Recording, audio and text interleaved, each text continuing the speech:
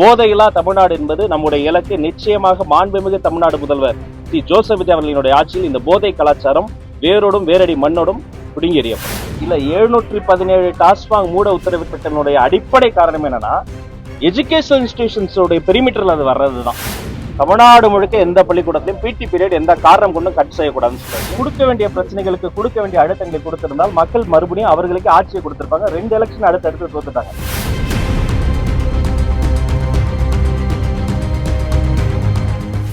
நம்முடைய மதுரை மண்ணில் அரசு பொருட்காட்சி நிகழ்வை தொடங்கி வைக்க வந்திருக்கிறோம்.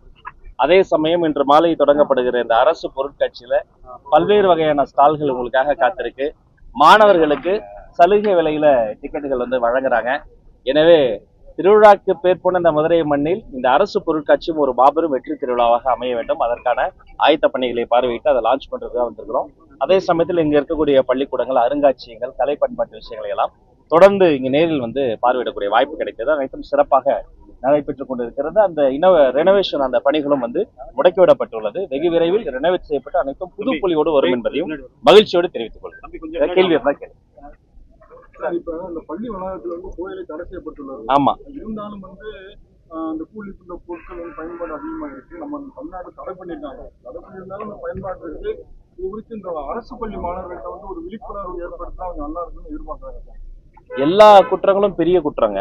அந்த குற்றங்களினுடைய தாய்மடியே போதை பழக்க வழக்கம் தான். ஒரு குழந்தைக்கு போதை பழக்க வழக்கம் வந்துருச்சுன்னு வைங்களேன், அது தவறான சிந்தனைக்கு போகும். தட்டி கேட்டா வன்முறையை கையில் எடுக்கும். வன்முறையில ஈடுபடுகிற பொழுது அது அகைன்ஸ்ட் சிஸ்டமா போகும். பின்பு கொலை, கொள்ளை, சமூக விரோத செயல்கள். அப்ப இந்த போதை என்பதை வேரோடும் வேரடி மண்ணும் வீழ்த்துவதற்காக பல்வேறு வகை நடவடிக்கைகள் எடுத்துட்டு இருக்கோம். கடந்த ஒரு வாரத்தில் மட்டும் 1638 குற்றவாளிகள் கைது செய்யப்பட்டிருக்கு தமிழ்நாடு அரசால. உடனடியாக சரண்டர் ஆக வேண்டும்னு ஜாமீனில் வெளிவர முடியாத பிடிவாரம் பிறப்பிக்கப்பட்டவர்களினுடைய எண்ணிக்கை சற்றொப்ப 2000 சொச்சம். இதுல எல்லாம் சேர்த்தீங்கன்னா அரௌண்ட் 4000+ கிரிமினல்ஸை உடனடியாக ரிமாண்ட் பண்ணி ஜெயில தள்ள போறோம். கடந்த 5 ஆண்டுகளாக பறிமுதல் செய்யப்பட்ட போதைப் பொருட்கள்லாம் இருக்கு பாருங்க. நாங்க பேசிக் கொண்டிருக்கும் போது அதெல்லாம் அந்தந்த மாவட்டங்களில் கொட்டி அழித்து எரித்து அழிக்கப்படுகிறது. போதையில்லா தமிழ்நாடு என்பது நம்முடைய இலக்கு. நிச்சயமாக மாண்புமிகு தமிழ்நாடு முதல்வர் ஸ்ரீ ஜோசப் விஜய் அவர்களினுடைய ஆட்சியில் இந்த போதை கலாச்சாரம் வேரோடும் வேரடி மண்ணோடும் பிடுங்கி எறியப்படும். இதை வச்சுட்டு எப்படி நம்ம ஒரு தனியார் நிறுவனம், தனியார் பள்ளிக்கூடங்களுக்கு இணையா நீங்க கொண்டு போகும்? இப்போ நேற்றைய தினம் இந்த பள்ளி கல்வி அலுவலர்கள் டிஇஓ, சிஇஓ எல்லாம் சென்னைக்கே வர வைத்து விரிவாக கிட்டத்தட்ட 45 நிமிடம் அவங்க கிட்ட நான் இன்ஸ்பைரிங்கா பேசியிருக்கிறேன். சம்பந்தப்பட்டவங்க கிட்ட நீங்க விசாரித்து பார்க்கலாம்.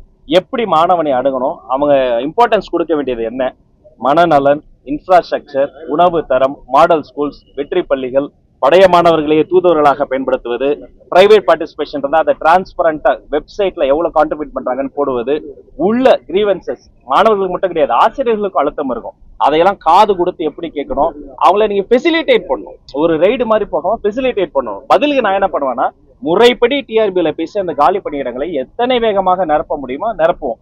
சில பிரச்சனைகள் நீதிமன்றத்துல இருக்கு, அது லீகலா தான் பண்ண முடியும். அப்படி இல்லாத விஷயங்களை பேசி இரு தரப்பு பேசி தீர்க்க முடியாத பிரச்சனையே கிடையாது. போரே முடிக்கும் போது பள்ளிக்கூட பிரச்சனையை முடிக்க முடியாதா? நிச்சயமாக அதை நிறைவேறும். பதிலுக்கு அவங்க என்னன்னா, அந்த குழந்தைகளினுடைய மனநலனை அவங்க தீவிரமா பார்த்து பள்ளிக்கூடங்கள் அருகில மதுபான கடைகள் இல்ல 717 டாஸ்மாக் மூட உத்தரவிட்டதனுடைய அடிப்படை காரணம் என்னன்னா, எஜுகேஷனல் இன்ஸ்டிடியூஷன்ஸோடைய பெரிமீட்டர்ல அது வர்றதுதான். ஒரு பள்ளிக்கூடத்து போற குழந்தை அந்த வழியில ஒரு கோயில் பார்த்துக்கிட்டே போச்சுன்னா 2ஆம் நாள் கழிச்சு அந்த சாமியை பத்தி விசாரிக்கும். ஒரு புத்தக கடையை பார்த்தா புத்தகம் வாங்கலாமான்னு யோசிக்கும். ஒரு போதையோ ஒரு மதுபான விடுதி இருந்தா அதை தவறான ஒரு சிந்தனை. அதனாலதான் அதை நாங்க மாத்திருக்கோம். இது தொடக்கம் மட்டும்தான். இன்னும் பீரியடிக்கலாம், இன்னும் வரக்கூடிய மாதிரி நிறைய இந்த சம்பவத்துக்கு பிறகு, இந்த மாண்புமிகு தமிழ்நாடு உத்தரவுக்கு பிறகு நிறைய பேர் எங்களை மீட் பண்ணி இந்த இதெல்லாம் இந்த இடத்துல எல்லாம் இருக்குன்னு சொல்றாங்க. அதை ஆய்வு செய்து அதுவுமே அந்த இடத்துல இருந்து களையப்படும். மாணவர்களுக்கிடையே இணை கவர்ச்சின்றது கொஞ்சம் அதிகமா இருக்கு. அதனாலதான் அந்த ஒரு சின்ன சின்ன பாலியல் பிரச்சனைகள்லாம் வந்துகிட்டு இருக்கு. அதுக்கு பள்ளி மாணவர்களுக்கு இந்த மனநல ஆலோசனை வாகனம் நம்ம எல்லாத்துலயும் செயல்பட்டுக்கிட்டு இருக்கா எப்படி சார்? இல்ல இருக்குங்க, அது இன்னும் அதிகப்படுத்தணும். தன்னம்பிக்கை வகுப்புகளும், தன்முனைப்பு வகுப்புகளும், தன்னார்வலராக தன்னை மாற்றக்கூடிய வகுப்புகளும் அந்த மாணவர்களுக்கு அதிகப்படுத்த போறோம். அதனுடைய தொடக்கம் என்னன்னு பாத்தீங்கன்னா, தமிழ்நாடு முழுக்க எந்த பள்ளிக்கூடத்திலும் பிடி பீரியட் எந்த காரணம் கொண்டும் கட் செய்யக்கூடாதுன்னு சொல்றாரு. ஏன்னா அவர் உடல் நலன் பேணி கிரவுண்ட்ல போய் விளையாடி ஸ்வெட் அவுட் பண்ணும்போது அவருடைய சிந்தனை தெளிவாகும். தெளிவான சிந்தனை மதிப்பெண்ணை வாங்கி கொடுக்கும். சிந்தனை தெளிவும் மதிப்பெண்ணும் தான் சமூகத்தில் அவருக்கு மதிப்பு வாங்கி கொடுக்கும். அப்ப அவர்களுக்கு தேவையான தன்னம்பிக்கை வகுப்புகள் இன்னும் அதிகப்படுத்தப்படும். மழை என்று நம்ப வைத்துட்டு இன்னைக்கு ஏமாற்றாலை தான் வீசுகிறது.